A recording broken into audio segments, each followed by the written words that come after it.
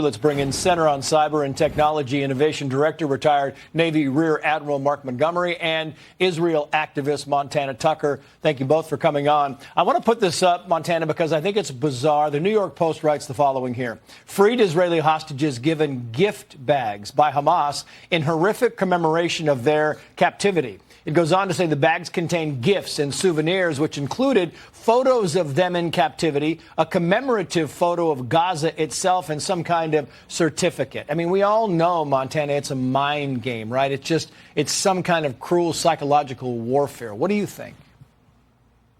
It's honestly insane to me. I don't understand. Hasn't Hamas done enough to these innocent people? The fact that they have to continue their psychological warfare after all of these days is mind-blowing to me. I have built personal relationships with other released hostages, and the stories they have told me of what they experienced in captivity, giving gift bags is just insane to me. And it's unfair, and it's trying to convince the world that they're good and they're complete evil. Yeah.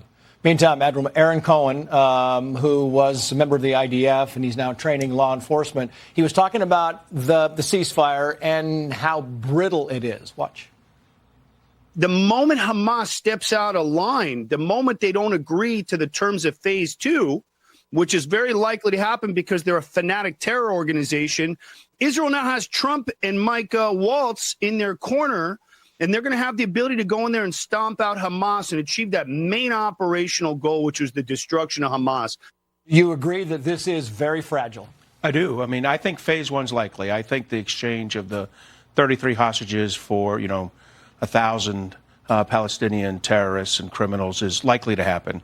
But the idea that we move into phase 2, where there's some opportunity for Hamas to control the tunnel network and the border with Egypt, I think that's very unlikely, because I think Egypt's been very unreliable over the last 7 to 10 years in keeping weapons out of Gaza. Meantime, as the schedule goes, Montana, there are another 4 Israeli hostages set to be released on Saturday. I know there's a young boy that shares a birthday with you, which was yesterday. Happy belated birthday to you and him. I'm wondering, we're going to show some of your social media video on this, Montana, but it's fascinating to me. Are you hopeful that they will all come home? As the Admiral says, the first 32, probably yes. Who knows beyond that? We have to be hopeful. I mean, the thing is, we're negotiating with terrorists, so we can't trust anything that they say. They've lied so many times. They've manipulated people so many times.